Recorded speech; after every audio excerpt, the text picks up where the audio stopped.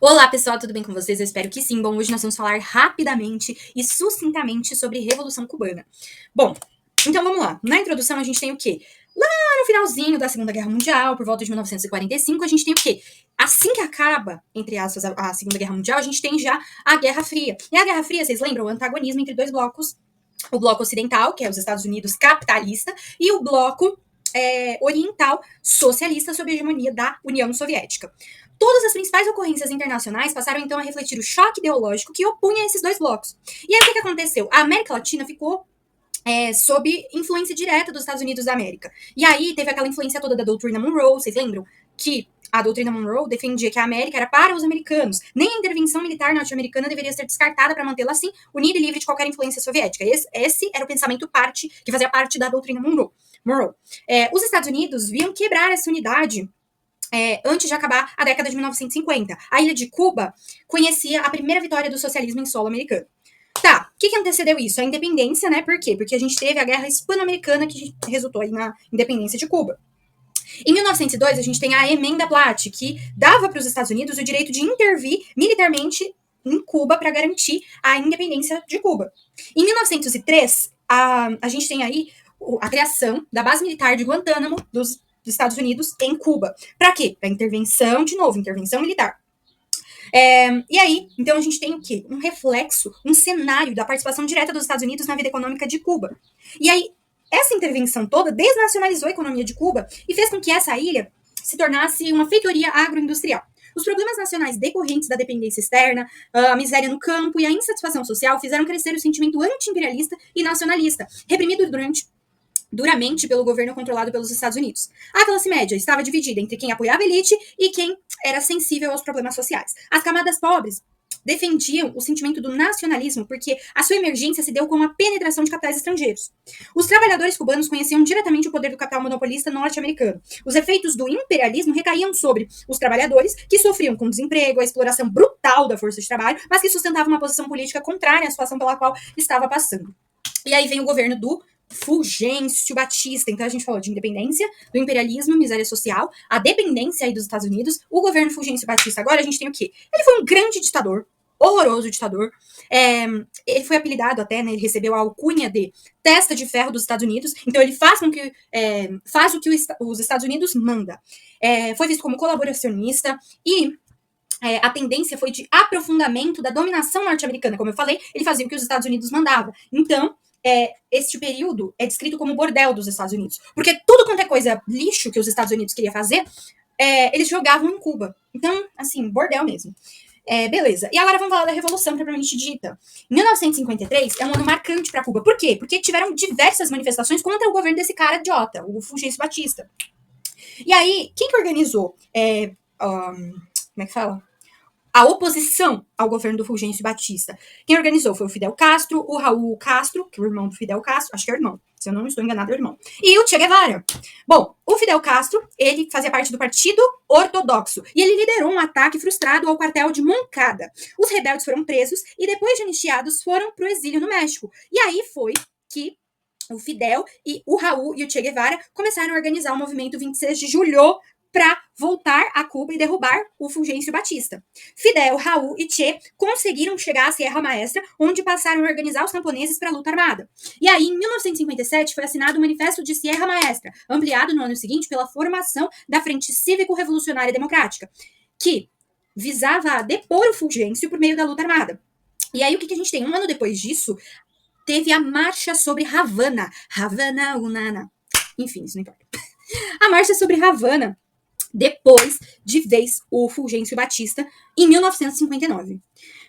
Vamos para governo revolucionário, e aí depois a gente finaliza. Depois eu quero fazer alguns exercícios, beleza? Bom, governo revolucionário. Então, depois da fuga do ditador, um governo provisório foi instalado em Cuba, e esse governo provisório era liderado por quem? Pelo Manuel Urrutia e pelo Miró Cardona. Com esse novo governo, o que ia acontecer? Ia acontecer a nacionalização das empresas norte-americanas de petróleo e de transporte, iam ser reformuladas as políticas de educação, de saúde pública, etc e tal, e eles iam fazer também a reforma agrária. O que acontece?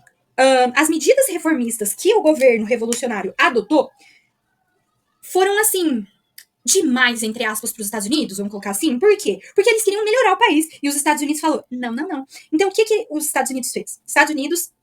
Os Estados Unidos, né, impuseram a Cuba várias medidas restritivas. Então, Cuba queria avançar como um todo, e aí os Estados Unidos falou, não, você não vai fazer isso, você não vai fazer aquilo, você não vai fazer aquilo. Eu quero te limitar, porque você vai ficar sobre o meu domínio, a minha hegemonia. Foi isso que os Estados Unidos falou para Cuba. Além disso, eles tentaram invadir o território cubano em apoio aos anticastristas. O que é isso? Anticastramento? Nada a ver, gente, nada a ver, é só para descontrair.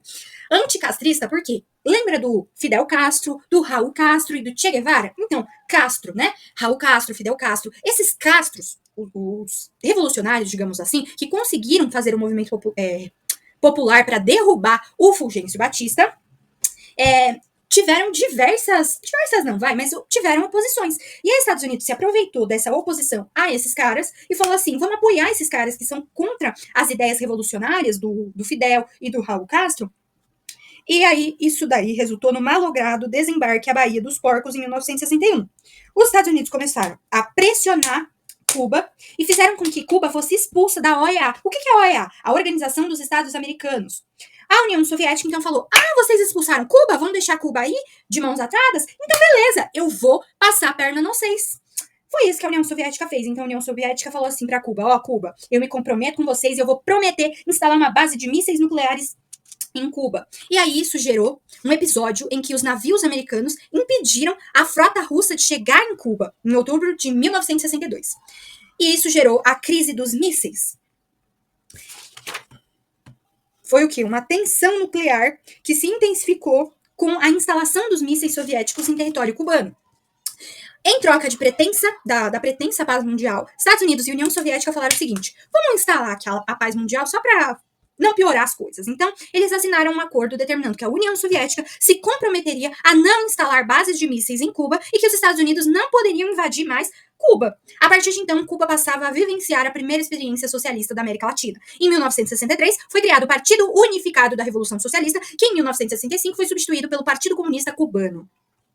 Vamos para o exercício. O FGV, a Revolução Cubana Vitoriosa, em 1959, teve como principal característica a mobilização popular por meio de manifestações de massa e a organização de seguidas greves gerais. Não foi isso que a gente conversou, né? Então, já vamos excluir. B, a prática do foquismo com grupos armados que se dedicavam à luta revolucionária por meio da tática de guerrilhas. Sim, perfeitamente. O que foi o foquismo? O foquismo foi concebido é bom, né? Concebido por quem? Pelo Che Guevara, como uma estratégia para combater o imperialismo norte-americano na América Latina. Por meio do quê? Por meio da criação de revolução. Então, ele criou focos revolucionários ali, guerrilheiros, nos diversos países do continente.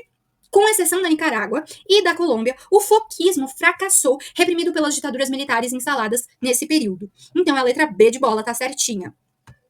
Vamos para a próxima. Essa é do Enem. FGV. Os soviéticos tinham chegado a Cuba muito cedo na década de 1960, esgueirando-se pela fresta aberta pela imediata hostilidade norte-americana em relação ao processo social revolucionário. Durante 3 décadas, os soviéticos mantiveram sua presença em Cuba com bases e ajuda militar, mas, sobretudo, com todo o apoio econômico que, como saberíamos anos mais tarde, mantinha o país à tona, embora nos deixassem em dívida com os irmãos soviéticos, e depois com seus herdeiros russos, por cifras que chegavam a 32 bilhões. Ou seja, o que era oferecido em nome da solidariedade socialista tinha um preço definido. Certinho. Bom, a Guerra Fria, gente, caracterizou-se pelo confronto entre duas superpotências, como a gente já falou, né? União Soviética, socialista, bloco oriental, e Estados Unidos, capitalista, bloco ocidental, beleza? Certo. As relações existentes dentro desses blocos pressupunham a subordinação dos estados mais fracos para com as potências hegemônicas, o que podia gerar tensões e rupturas, como a China de Mao em relação à União Soviética e a França gaulista em relação aos Estados Unidos. Tá, vamos ver o que a questão pede. O texto indica que durante a Guerra Fria, as relações internas em um mesmo bloco foram marcadas pelo quê? Busca da neutralidade. Vocês acham mesmo que eles querem ficar neutros politicamente? Não. Estímulo à competição comercial? Também não. Não é sobre isso que retrata o contexto de Cuba, né? C, subordinação à potência hegemônica. Com certeza é a letra C, subordinação à potência hegemônica, certo?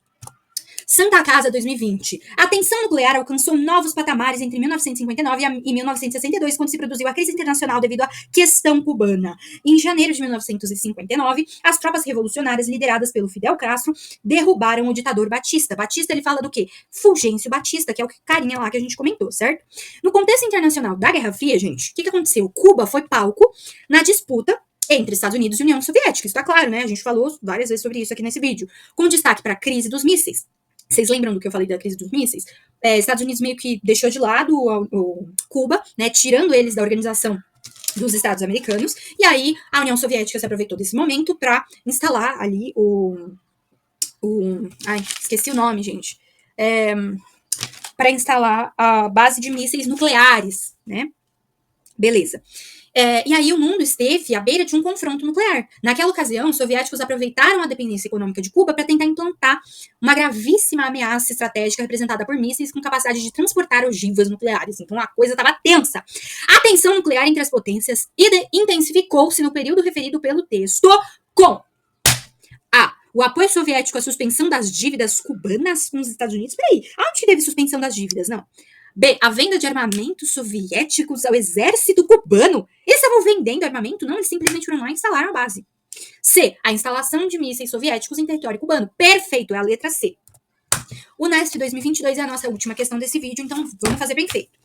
O NESP 2022, as razões para condenar a medida variam bastante e, em muitos casos, não representam um gesto de apoio ao governo cubano, mas sim, no caso de muitos países europeus, indicam uma contestação ao fato de que os Estados Unidos limitam a possibilidade de empresas de outros países a fazer negócios com a ilha ou de que esse embargo serve como um perigoso precedente de medidas unilaterais coercitivas. Vocês entenderam esse texto? O que ele está querendo dizer? Esse texto está querendo falar pra gente sobre o embargo econômico que os Estados Unidos impuseram a Cuba, lá em 1962, quando eu expliquei para vocês. Essa situação aconteceu, como a gente está sempre falando desse ponto-chave aqui, aconteceu no contexto da Guerra Fria e da bipolarização da ordem mundial. Obviamente, né? Guerra Fria, você vai pensar no quê? Antagonismo, bipolarização, né? Então, representado pelos capitalistas, liderados pelos Estados Unidos, e os socialistas pela União Soviética. A introdução do modelo socialista em Cuba e o seu alinhamento com a União Soviética, além da estatização de bens de empresas dos Estados Unidos, levaram à aplicação do embargo econômico que os Estados Unidos impuseram a Cuba. Então vamos lá. Na década de 1920, pela imposição de taxas extras. Opa, eu não li a pergunta, perdão. A política estadunidense tratada no excerto foi motivada na década de 1920 pela imposição de taxas extras aos produtos exportados? Não. Primeiro que em 1920 não, eu tô falando a todo tempo de 1962, certo? Então a A não é. B, na década de 1980? Claro que não, a gente acabou de falar que é 1962. Na década de 1960, pela estatização de bens de empresas americanas em Cuba. É isso que eu falei pra vocês. Então a letra C de casa responde esta maravilhosa questão. Espero que vocês tenham gostado e compreendido deste vídeo. Se tiverem alguma dúvida, podem colocar aqui nos comentários que assim que eu respirar um pouquinho, eu respondo pra vocês. Por que assim que eu respirar um pouquinho? Porque essa semana é a minha última semana de aula propriamente dita. E é isso, gente. Mas, enfim, vestibular tá logo aí e eu quero que todos nós consigamos entrar na universidade preferida, né, escolhida e tão sonhada. Tchau, tchau, gente. Até o próximo vídeo.